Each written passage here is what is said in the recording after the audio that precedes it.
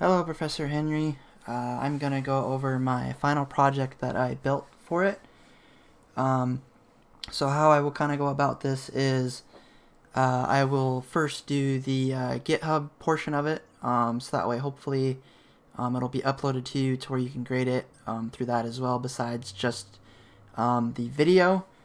And then next after that I will do the building the project to where you can play it on Windows, and then I will go through my files of the blueprints that are in each of them, describe them, talk about them, what they do, functionality, and then I will showcase my level in the editor, and then I will play the game on the Windows.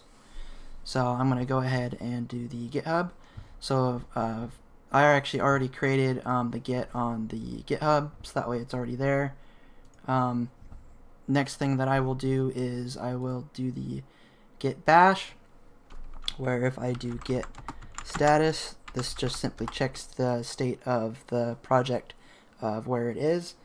So after, if I do this, if I do git add dot, this will simply add it to the folders for the project to where it'll actually get all of the contents of the project. That way it just pushes it all, so that way you can access it. Next, if I do the git commit whack-m initial commit,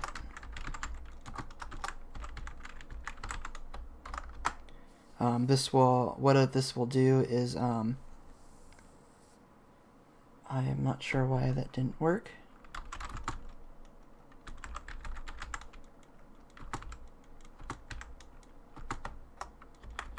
There shouldn't be a space.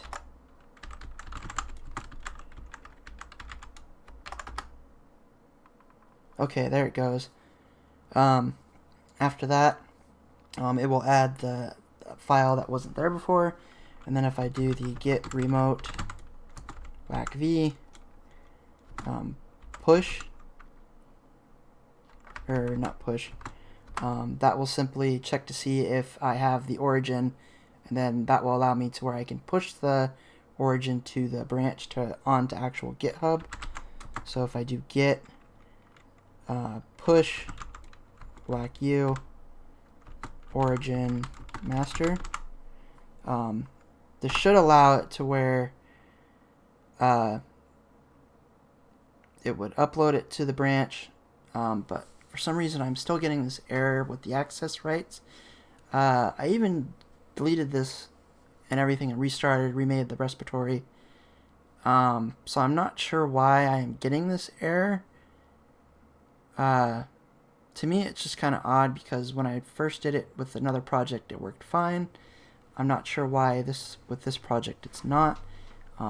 It may have to do with the fact that my OneDrive is kind of getting full. If that might be the reason, I've looked up this error to see why as well, and even tried changing things. So I'm not sure what it is doing. And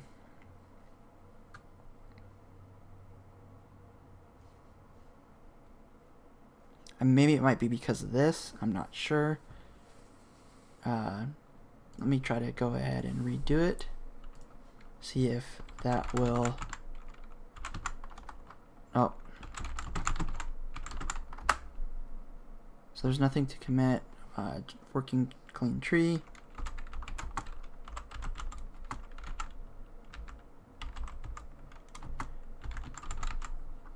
Oh, forgot the whack-u.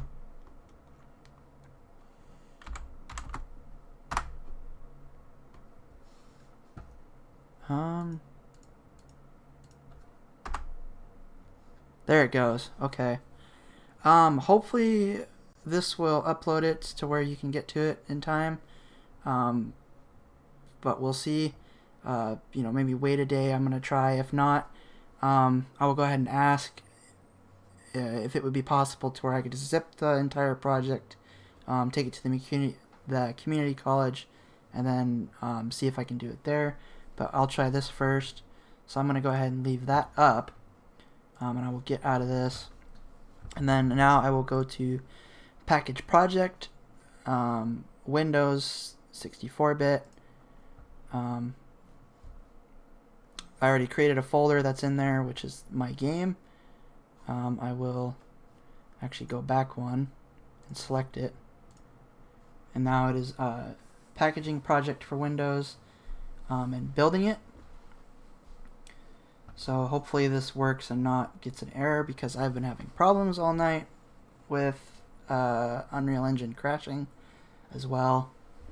So that is why this is already up. Otherwise, I would showcase how you go ahead and build a project. But I will do that after I go through everything. Or actually, I could already do that already. So as soon as this is done, I'll showcase that.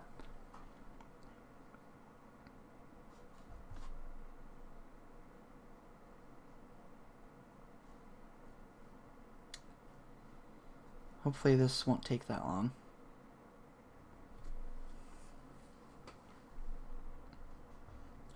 Anyway, I'm going to go ahead and, while that's doing that, I will go ahead and create a new project, or showcase how to create one without actually clicking submit.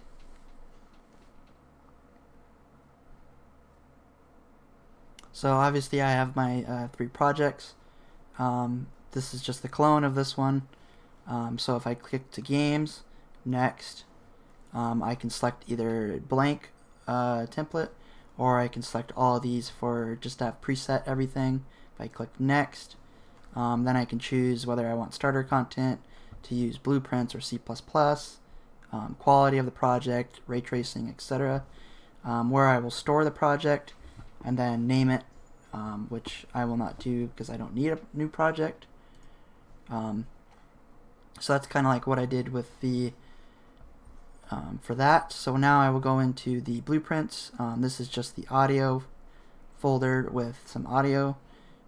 Next I will go into my blueprints folder, which this has a complete level blueprint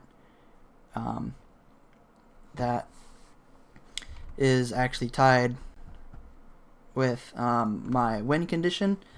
So how this works is I have it to where if the player overlaps this win condition, it will create a widget that is the win widget, which you'll see later.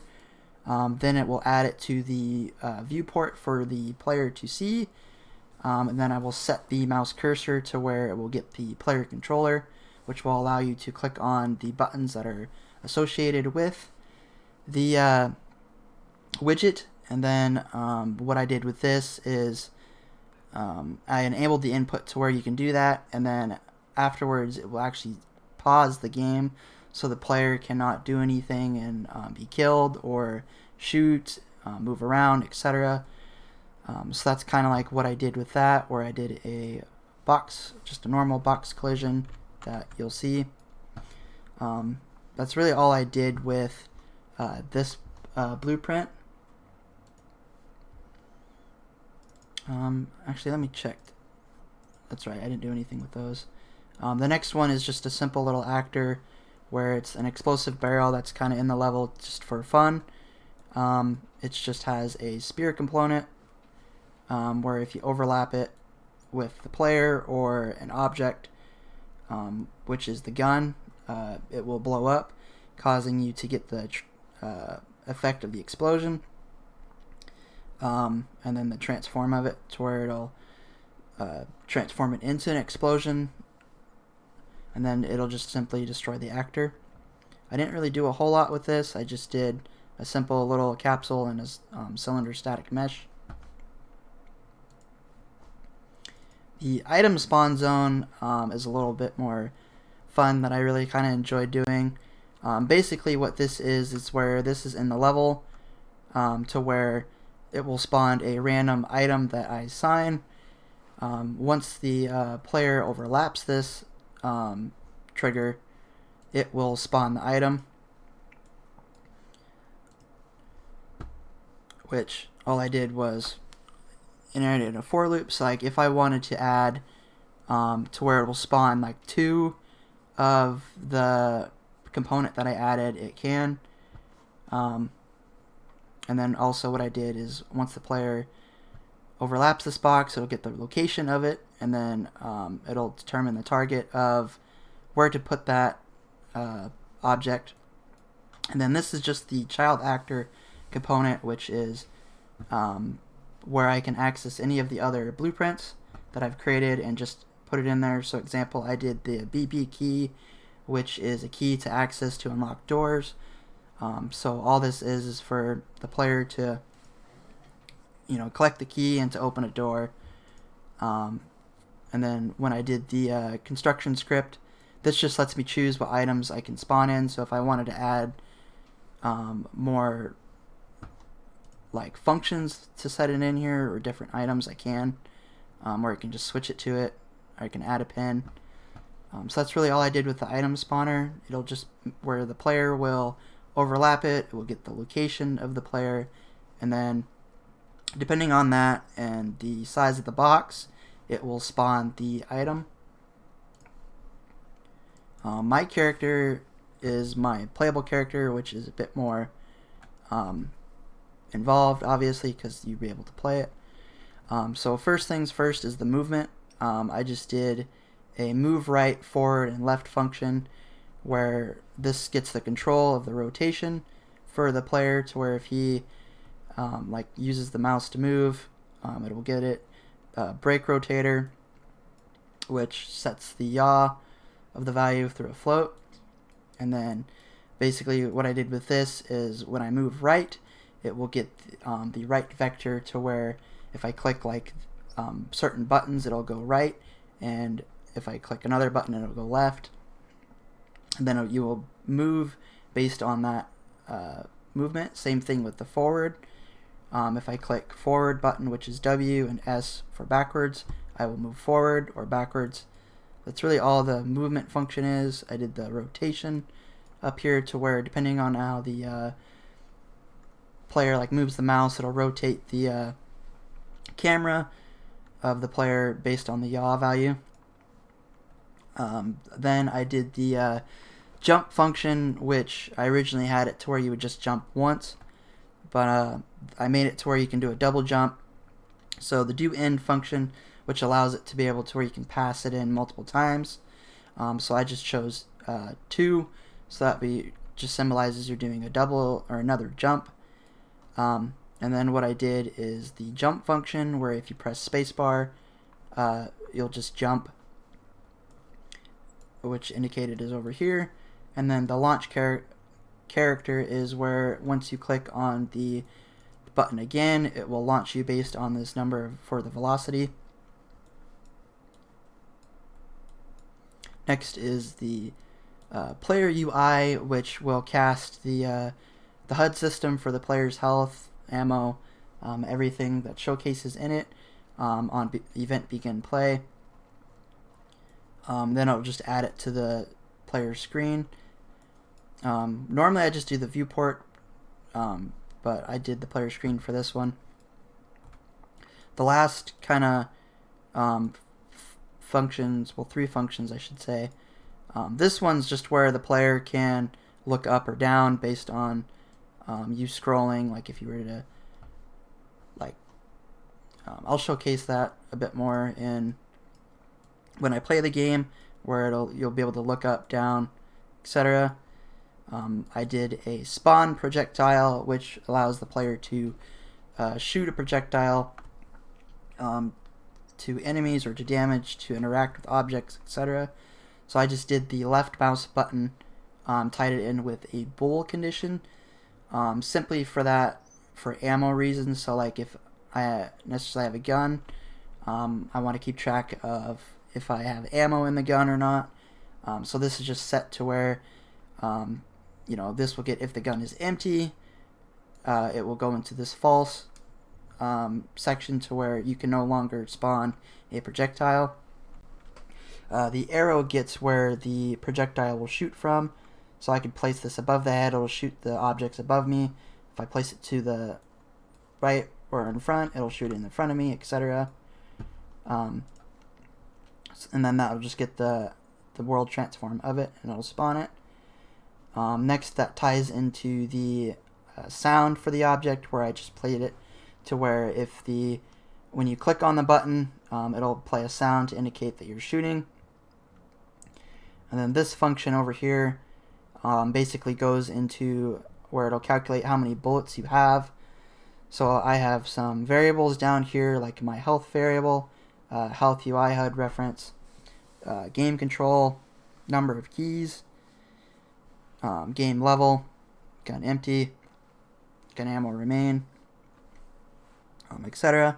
But the gun ammo remain and gun ammo full is described by an integer, so I have a set amount of 10 bullets. That is the max I can have. And then this just calculates the remain, which I set to 10 as well. So what this is it'll set the ammo I have, and then it'll calculate how much the gun ammo I have remaining. Or down here, it will calculate how much ammo I have, subtract it by 1, so that way it'll just go down by 1. So like 9 or 10, 9, 8, etc. until it reaches 0. And then once it reaches 0, I will no longer be able to shoot, and then it'll actually keep track to where the gun is empty, and you will have to refill it in order to shoot again. There should be one more in here, but I'm not seeing it. It might be later down. Ah, here it is. It was the open level. So this is my player's health, where I did a receive damage function instead of doing like an event any damage, because how I set up some variables later and actors, it was causing problems to where when I would shoot the gun, it would, fire back at me and cause damage. So I had to create my own function and then call that in order for the player to take damage. So this is set up similar to how the gun ammo is. All it is it's taking my player health here, which is the max of 100, and then it'll subtract how much damage I am given by an object, enemy, etc. And then it'll just subtract it, and then it'll set to the remaining amount of health that I have. And then if I get below 0, I will simply die. So this will check whether or not I am alive or not. If I don't have 0 health, that which is true, I'm alive. If I go down to 0, I will die. And then simply I will just restart the level where it'll get the level name, which all this is the level of the I'm on. This is just a reference to the player HUD, which I call in the HUD system. Game control is also a reference to be called from another blueprint. Number of keys will just count how many keys I have, and it'll keep track for the player to collect them. So this will basically, just collect the keys to where the player will, I pick up one key, I have one key now. If I pick up another key, I have 2 keys. But then if I use a key, it will go back to 1. Or if I have 2 keys, use 2 of them, etc. It will go to 0. So that's really all I did with the player script. I just have a capsule component with a little, mesh capsule. I didn't really go too big into the artwork for this because I wanted to focus more on the components and the programming aspect. I will update the art in the future. The next is my projectile blueprint, which is where I shoot the ammo from, or the gun. So I have this set to where the bullet will overlap a enemy, or at first I have it cast into a sequence because I'm having this bullet do multiple things. So first the sequence I have is where it'll cast to an enemy. It will cast it to the enemy take damage function, which is similar to the player, where it's just a function. Then I will put in how much damage I want the enemy to simply take from the bullet. So I just have it set to 25 out of 100, where if you shoot 4 bullets, they reach 0, they die. Similar to that, with this is where if the bullet hits the enemy, it will do a indication that the bullet hit and showcase that the enemy has been damaged. The second one that I did is for like objects I can interact with, where I set it to where I can cast it to that object, and then I will apply damage to that object. Anything above greater than 0, it will affect it. So this just changes the cube shape or size. And then obviously when I hit the object, it will do the same, similar sound. And then it will destroy the actor. And then the last sequence that I have in it is similar to the first one. It's just another enemy type where it'll take 25 damage. And then it'll play a sound, and then it'll destroy actor. That's really all this is. I do have a projectile movement showcasing for the projectile to go straight or go at a initial speed, which is set to 800. No gravity. I decided to, so that way it shoots. That's all it does.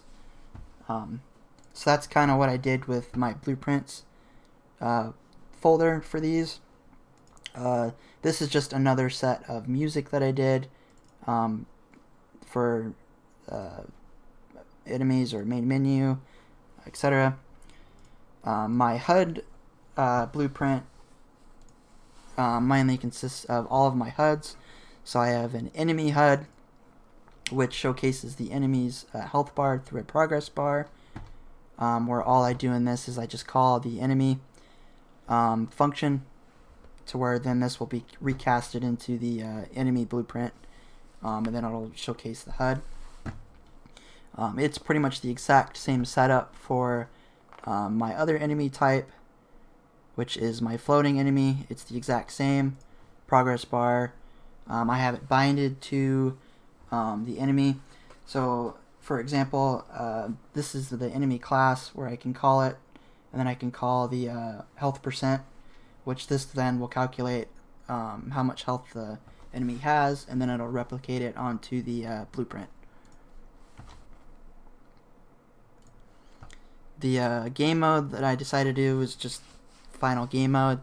All this does is just sets things into the game mode to where I can do it. I have everything pretty much the same except for player controller, HUD, and then default pawn class is set to none.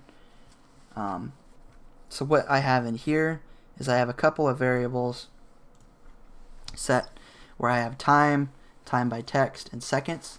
What this is this is casting or setting the timer from function into the game mode, so that way when the player loads onto the level, it will already have the timer there and it's set.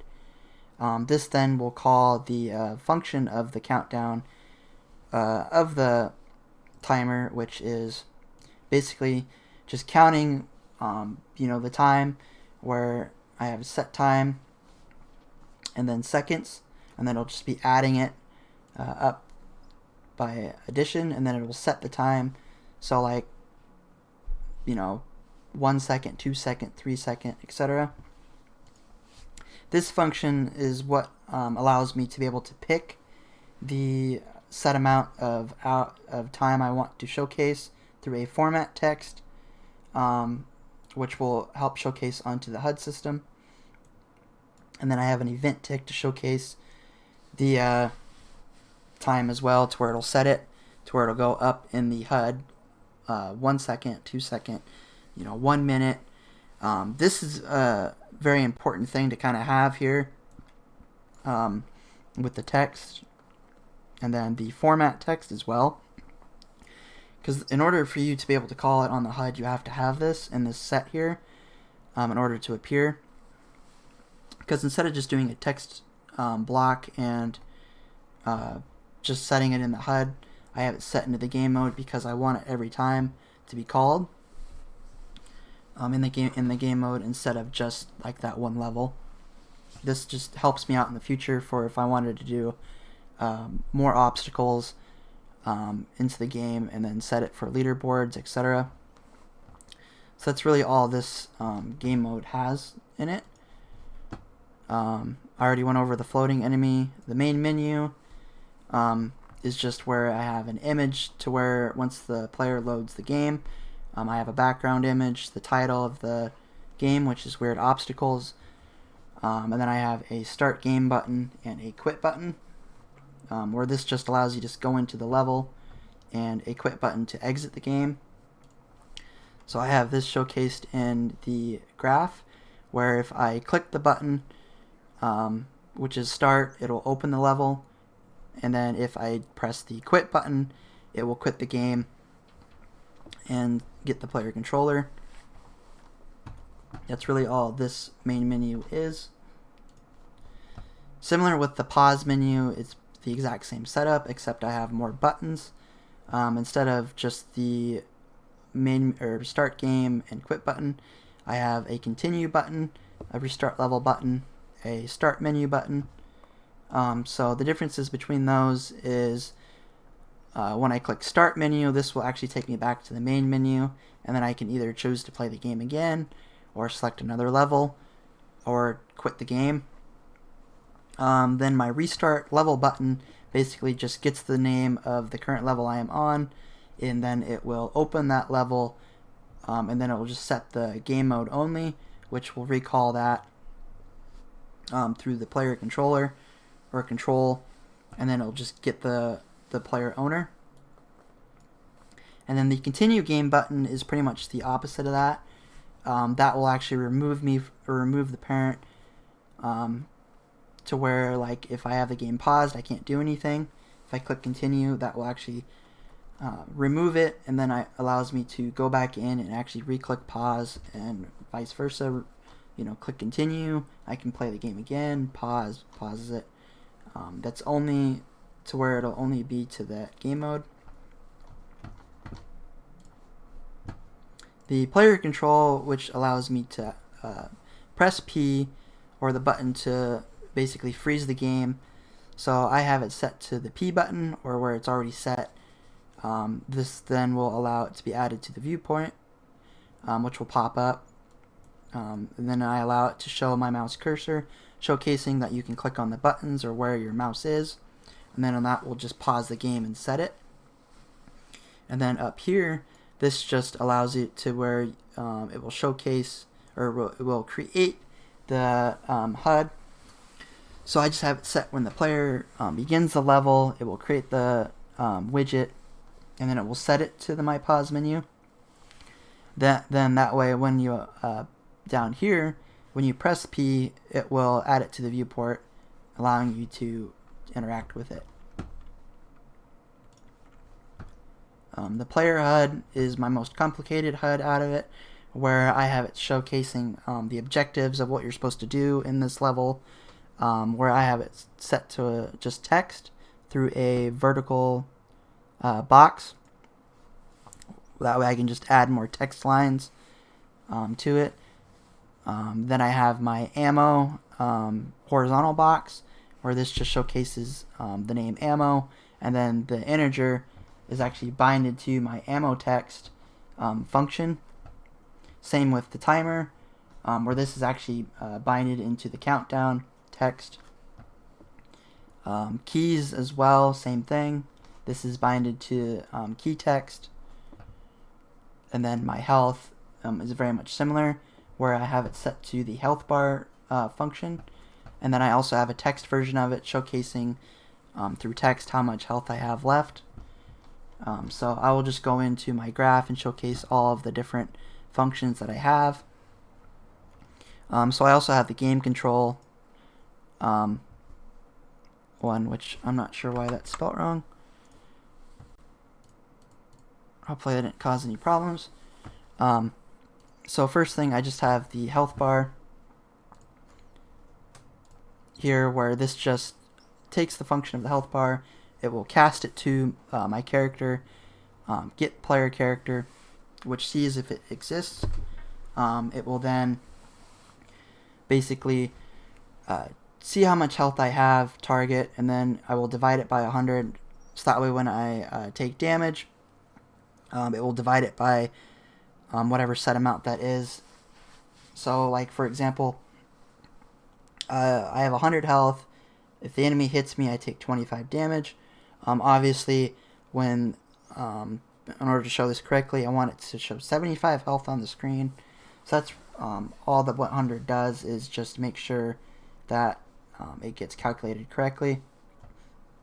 The player health text is pretty much the similar setup, except I'm using a append and text floats and to text to string. So I have to have the health set to the A function and do a divide for the B, and then the same thing for the C is set to 100. It's the exact same thing as this, except it's in text form, and then I will cast it into a string to return it. The ammo text is somewhat similar to that. This will cast it to the character on the screen, and this will actually take or count the ammo pickup. So if I shoot the bullet or the gun, it will go to 0. If I click the pickup function, this will see how much ammo that remains, and then it will trigger it to where it'll get full. If I'm at 0, it'll pick it up. Then I will collect 10 to add. Then I have it set to subtract 10, because if I just do 0, or if I just do this alone, it will showcase that I have 20 bullets, which is not what I want. I only want it to showcase 10 bullets, and then going down to 0, when I collect ammo, it'll go back to 10. So that's really all this is. My countdown text, this allows it to where over here in the designer, instead of having like these numbers here, that is what the where is it? The game mode option showcases. So this is getting stored into the player HUD through the countdown text, which is here, where it'll actually get the game mode where it's set at, and then it'll cast it into a text, or the text version of it, and then it'll return it. Similar with the keys, I just have this set to where it'll cast it to the character to showcase, see if the character's there. This will calculate the number of keys I have, and then it'll just print it to the screen. In my event graph, this will just get the game mode that I am in, and it'll cast it to the player HUD. So every time that the player loads a level, level 1, it'll showcase this same HUD. If I go to level 2, it will showcase the same HUD, etc., because it is set and binded to the game mode. So that's all my player HUD is. Then the next thing is my timer HUD, which on the event begin play, this will calculate the time, and this will actually set it to an event to where it will start timing, and then it'll just loop to where it'll go like 1, 2, 3, 4, etc., to where if I don't have this, it won't loop. And then this is just a custom event that I have set to where it'll just be count, which I call as a function.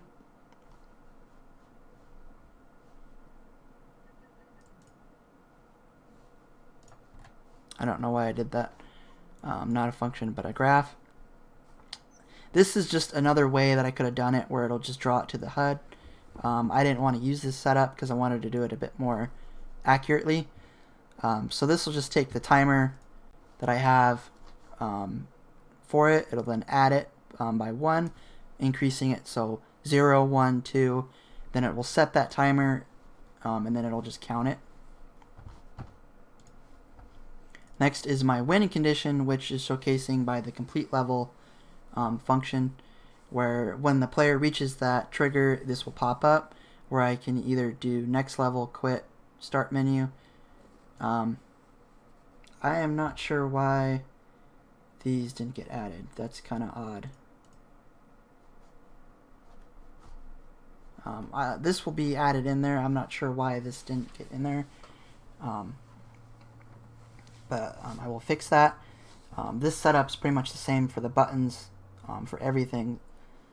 Exact same: restart, open, start menu, quit, and then I just have a basic image.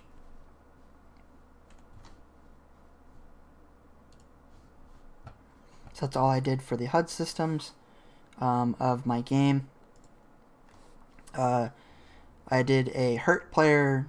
Oh, you gotta be kidding me, it crashed. Man, I was hoping not to have to deal with that while I was recording.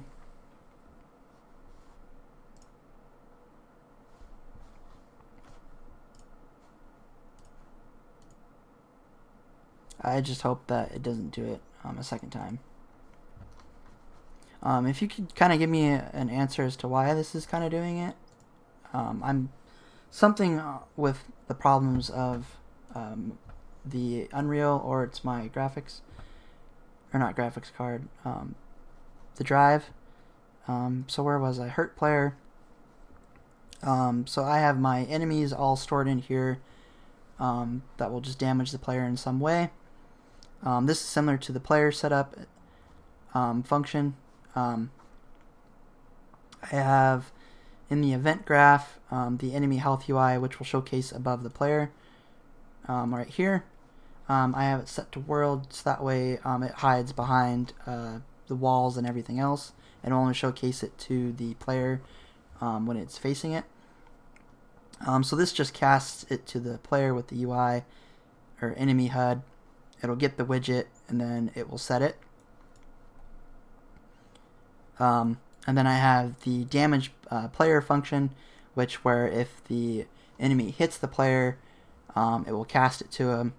The player will take damage set by the amount I have here, and then similarly it has a sound to where if the enemy hits it, like it will obviously showcase it by the player reacting. I also have a do once and delay function on a lot of these, mostly so that way the enemy or the player just doesn't damage the player right away. So like the enemy hits me again, and I just die really quickly. There's a delay in each of the attacks. And this is just the pawn sensing component.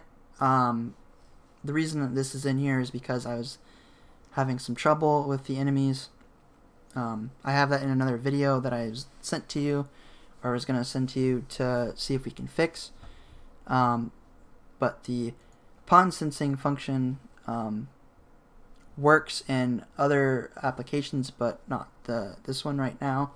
It's set up correctly, where it's casted to the character. The enemy sees the character and then it'll move to him. That's really what this does. Then I have the take damage function, which is similar to the player health. It just subtracts the max amount of health that the enemy has by the damage it takes, and then it will set it to the next health. If it is lower than 0, then it will destroy the actor. If not, it lives. After that, when the actor dies, I have it set to a switch int and then a random integer component where I can cast 2 things with it. So I just have a key and a health pickup added to this. I understand I can do it through similar with like a spawn system or functions, to where instead of just doing the child actor, I could do the function of that name. But I just simply have 2 of them that I wanted to add, to where if the enemy dies, it will drop a health pickup or a key for the player to grab to open the next door. That's really all this actually has for the enemy.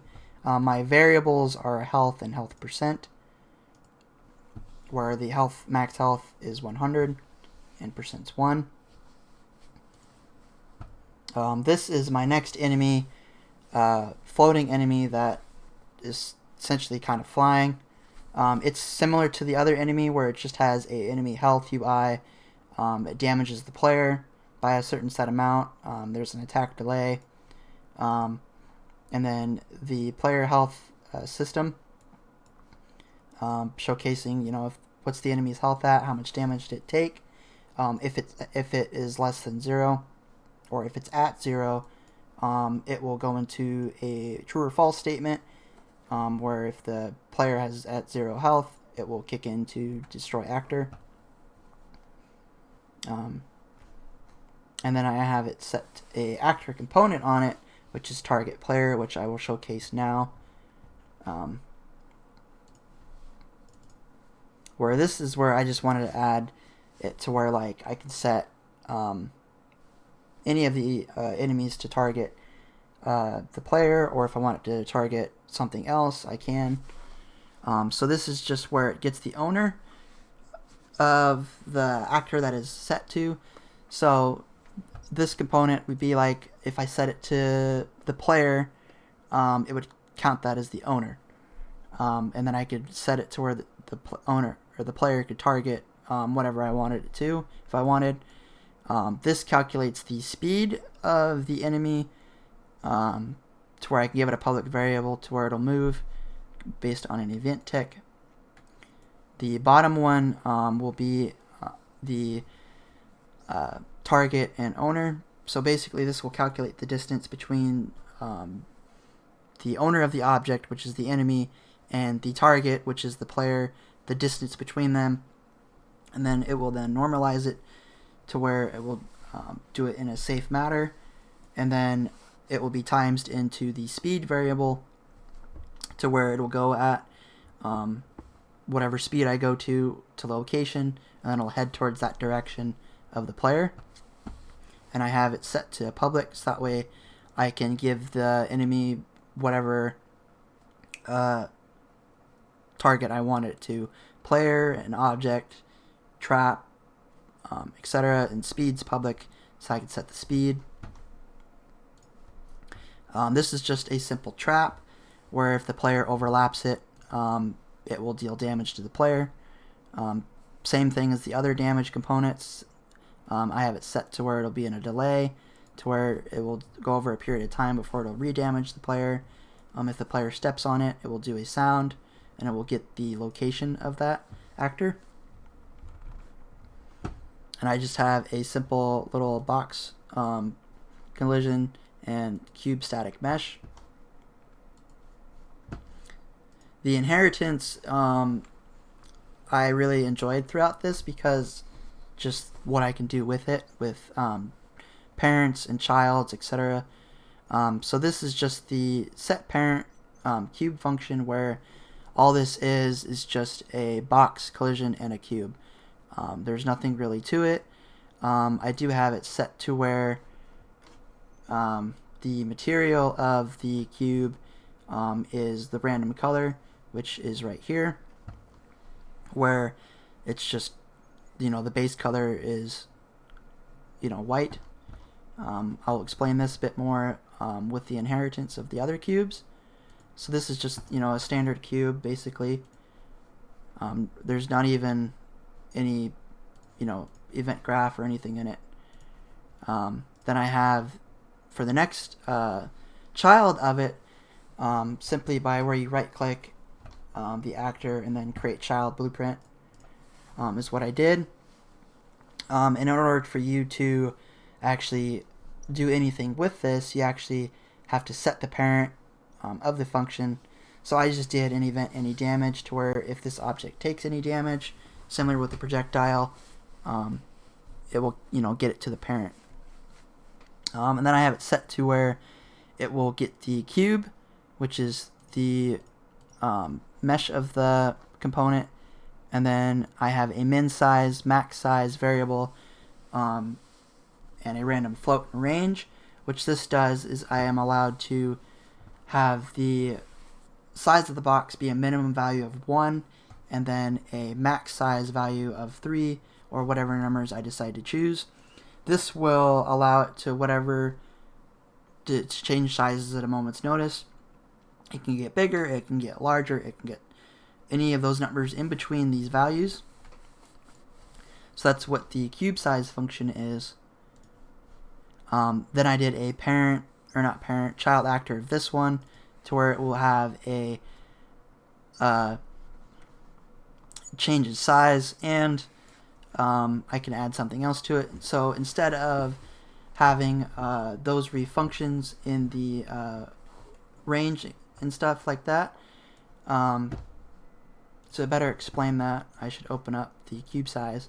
So normally, if I were to do just another actor, I would have to add these two variables and this whole function back over. But because this is a child of this actor, I don't have to have this set in there. This is just automatically within this function, and it'll automatically just change the size of it. So this one is where I have the set color of the cube. It's where it will be similar, where there is a min value, a max value, where it'll calculate it into like 3 colors, or just any colors or random. And then I have it set as a dynamic instance, which references my material variable over here of the random color, which I don't think I have that set in. I didn't mean to do that. So this will just get the what is this one? Oh, this is the last one. I need the third one. This will just, when I shoot it, it'll change size, and it'll actually change the color. And I have it set to the perimeter name of the base color, which is the material function that I called it. The last one, which is a child actor of this colored in size. So again, I don't have to call the size function or the color function. It just is automatically in here. This is where I am getting an array variable with a static mesh, so that way I can have it, and it's public, so I can actually set how many static meshes I want in it. So I have the shape get component, and then I have a get index with array, and then the length, to where this basically sets the however many times of static meshes I want in there, and then it'll subtract it by 1, and then it will get a random integer in range variable, to where it will set the size or the shape of it based on that number. Then it'll get it, same with the shapes component, and then it'll cast it into set static mesh, which this allows me to call a cylinder, square, or whichever I decide. So that's really all I did with my inheritance blueprints. My levels is just a main menu level and new world, which is the obstacle course. And then the not last, but closer to last blueprints is the player interacts blueprints. I have the door component or blueprint, where the variable is set to request number of keys. So however number of keys, I can set the variable in the level. This door needs 2 keys, and then like the next door could need 4 keys. So that's why this is public. It sets the amount of keys the door needs to open. And then target location. Basically what this does is it allows me to set the location of where I want the door to open through an interaction, to where when the player inserts the keys, it will take the door to location A or location B, however it's set. So character overlaps the door. This will call it the character where it overlaps. And then I have it set to where it'll check how many keys I have. Do I have the set amount of keys required to open the door? So if I do have the required amount of keys, that will tend to true, and then it will trigger the door animation set to where it'll open the door, and then it will get the lerp vector, which is the target location for point A, I'll call it. Wherever I put point A in the level, it will move the door to that location. And then I have a close door function to where when the player ends the overlap, that door will close. So that way, the player can't exit. That do also count, if you have less the certain amount of keys the door needs, you won't be able to reopen it back up. You'll need to collect 2 more keys to get the door open again. I just have a timeline function for the door animation. It's just set to a simple 0 value and then 1 value and 0.75. The elevator blueprint, I just, similar to like the door with points, I just did a point A and a point B. This will just ping pong the elevator from each point to where it'll go up, down, left, right, vertical, however I decide to do it. This will be the control point. It'll set it in a node. So control point A, control point B. Then I will cast it into an array function. And then I have this set on the elevator interrupt to movement. So that way it knows that these are movement points. And then I will set those movement points to interrupt to movement as ping pong. So I can do one shot where it'll move from point A to point B and it won't go in reverse. Loop reset where it'll set by a loop. Ping pong is just where it'll go point A, point B, back and forth with no delay. So this just sets it in an array function. The last player interactable I kind of have is a launch pad, which that just is where if the player overlaps the launch pad, it will see if it equals the overlap. If it does, it will cast true. It will cast it to the character, and then with that character it will launch it. So I have it set to where it'll launch right, left, and then it will launch you a little bit upwards. So that's really all I did with my launch pad. The last thing I have is the pickups blueprints, which is the ammo pickup. Which this is similar where if the player overlaps it, it will simply cast it to the character, see if there's an actual object or player pawn there, and this function will check to see if the gun is empty. If it is empty, refill it. So this just simply, target is the player. It'll check how much gun ammo it has left. If it is less than 9 basically, it will return true and it'll refill it. If it is above 9, which is 10, this will not let you pick up the ammo. You will have to use some ammo in order to recollect it. If it is below 9, it will add the new amount of ammo. It will set it to it. And then, similar, if you pick up the ammo, there's a sound location, just to pick up sound. It is basically the same for my health pickup and key function. It will overlap, cast it to the character, target, character, how many number of keys do you have, or calculate the number of keys. It will add that by 1. So if you have 0 keys, you pick up the key, you'll have 1 key now. Then it will set that number of keys, and then it will set it to the target, which is the player. And then similarly, I have a sound to that as well. The last pickup is my health pickup, which is similar, except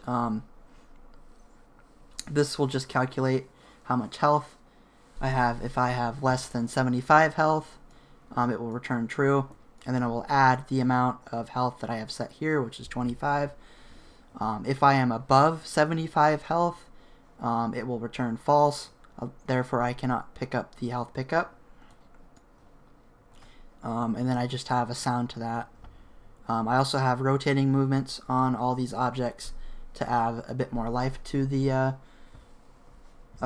level as well. And then I just have, you know, my UI starter content I never did anything with. So that's all of the blueprints that I did. I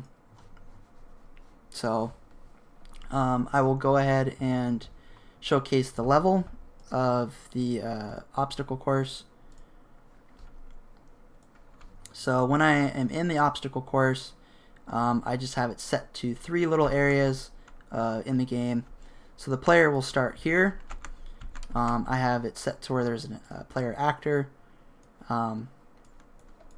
So this will spawn the character in, and you will have to go through this little first part where there's traps indicating as lava. You will have a enemy here that will target the player through target actor. So I have it set to my character, and then the speed of the floating enemy to go and follow the player. And then I just have my launch pad, which will launch the character either into the trap, damaging him, or just into a corner. And then I also have like what each of these pickups do to let the player know. Collect ammo for gun, health pickup, collect keys, just to kind of give the player a little heads up on what to do. You know, P for shoot. Then I have the explosive barrels, which is just for fun, where the player gets to see some explosions. It's kind of blocking their way. I did have this originally set to damage the player, but it was overlapping with the projectile and kind of causing the player to take damage, which I didn't want. And then after that, you just collect another key. If you have received damage, restore your health. This showcases how many keys this door needs, which is 2. As you can see, I have it set in the doors component to where it'll take 2 keys. Once in the target location is above, so when the player decides to go through the door will go upwards and to where the target location is, and then when the player leaves the lap, it will go back down. The next little section I have is a bunch of enemies. So I have it set to where it's really dark. As soon as you walk through the door, you'll be encountered with a little interaction trigger where you can press E.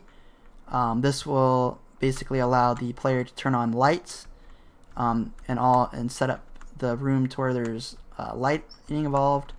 Again, I have some objects for the player to pick up, ammo, keys. I do have this set to where if the player goes over this, it triggers all the enemies to come and attack you. I am having some complications with this right now, which I sent to you through another separate video showcasing the problem and what I have for a blueprint. So as soon as you fight all these enemies, unless you die, you will collect keys, go through this door, which you need 4 keys to go through it. All these enemies are interacted through a nav mesh. I'm not sure why this nav mesh is acting kind of funny right now. I'll have to fix that. The next section that I have, or the last section I should say, is a parkour event. So this right here is my spawn area to where if the player goes through this, it will spawn this key here where it'll be in a random location throughout the level, and it'll actually cast it all the way through this area. These are the cubes that the player will have to shoot, and it will change the size of each of these cubes to where the player should be able to jump on each of them to collect this key. Similarly with the elevator, it will go up and then allow the player to shoot these cubes to change their shape to where you need it, and then you will jump over this or onto this, and then you will get this key.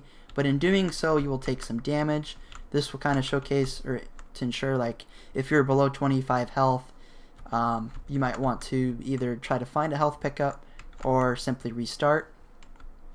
The last one that I have set for the key is just a little, jumping on the squares to get to it, kind of test your jumping skills and parkour knowledge. This is just simply for fun, where the player can, shoot the cube, where I have physics involved. The player has to collect 4 keys. Doing so will allow them to get through this door. And then on the other side of the door is my win condition trigger, to where if the player overlaps this trigger, this will allow the win condition to pop up, to where the player can either restart the level, quit the game, or go back to main menu. So I will open up my level blueprints now, showcasing what I did with this.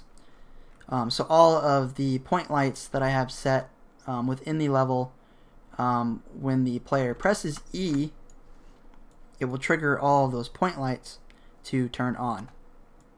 And I have it set to a visibility to where if you press E again, it will turn them off. You press E, it'll turn back on. It will basically set this into flip-flop to where on and off. Then I have a gate function, which the gate will allow me to, open a door, close a door, have a set time. I have this set to the text render actor, so that way when the player will overlap the trigger volume, it will showcase the press E. Then it will set the visibility of that. So like if you're not within the trigger, you can't press E. Similarly, with that, like you just won't be able to press E. I kind of went a little overboard. But then this is simply where if the player dies, it will reset the level. So event begin play, set the mouse cursor, get the player controller, set the input game mode, which is final game mode, cast it to the character, check to see if there is a player pawn. If the player were to die or in any way or interact, it will reset the level and it will call it. And then it will just, this is set to where throughout the level the player will have some background music to listen to. This is my enemy function, which I am having struggles with. So I have it set to where the enemy is a reference point through a custom mode, move to player. And then this is all casted into AI move to. So, when the enemy gets triggered by this volume, it will move to the player, which is target actor. I'm just like having struggles. I have player pawn, controller.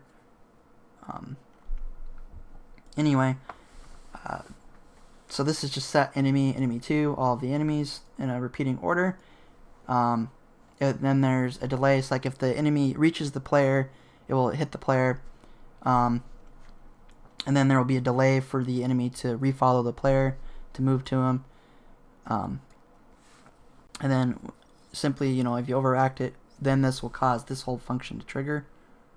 That's really all the open level blueprint that I did.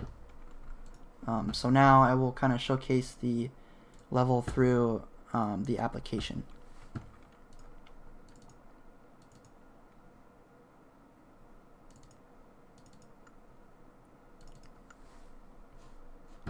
Let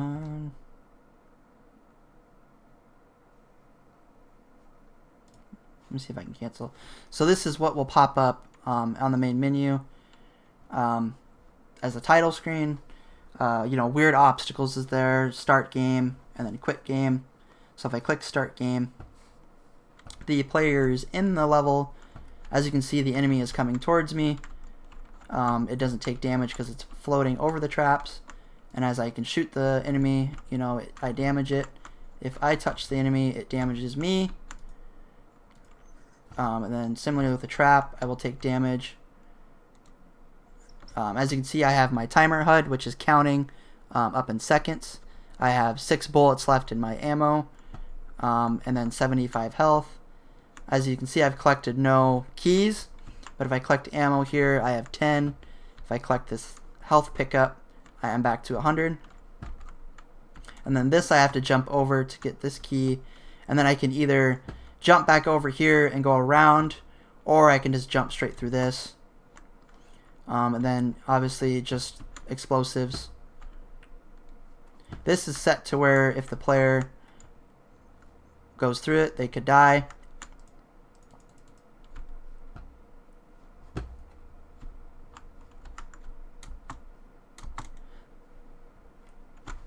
So as you can see, I have 2 keys, which is the required amount for this door.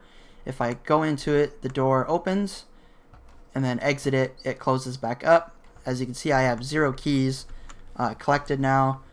And then if I press E, this light will showcase kind of like there's lights, and then it'll light up the room all the way around. This is kind of like where I would click that trigger. Then these enemies would originally come and attack me, but for some reason it's just not wanting to work. But if I damage the enemy, they will die.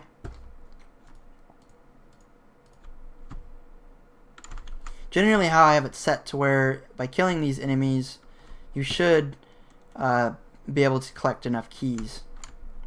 As you can see, I'm at 0, 10.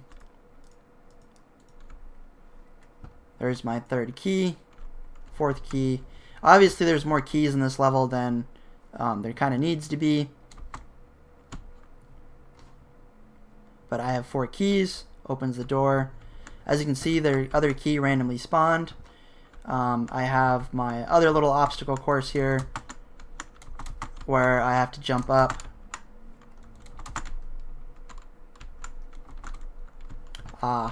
That's where I always get stuck with.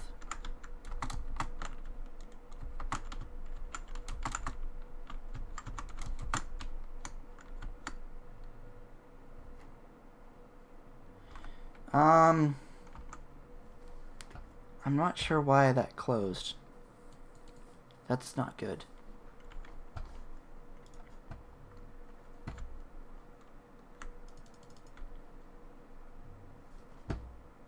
Just for simplicity's sake, as you can see, I have a pause menu. Click continue. Click restart. It'll restart the level. Start menu. It'll take me back to the main menu. Quit game. It exits out of the application. Just for simplicity's sake, I will move my character over to the last area just to showcase it, to see if it works or not.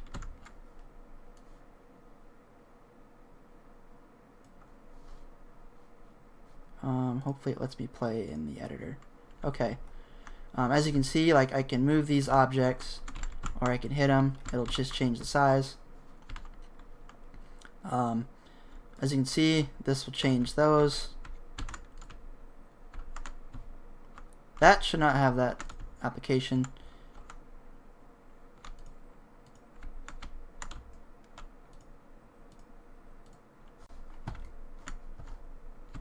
Hopefully that key didn't get affected. But there's still some little kinks into this. But once you collect those keys, and then the player overacts that little trigger,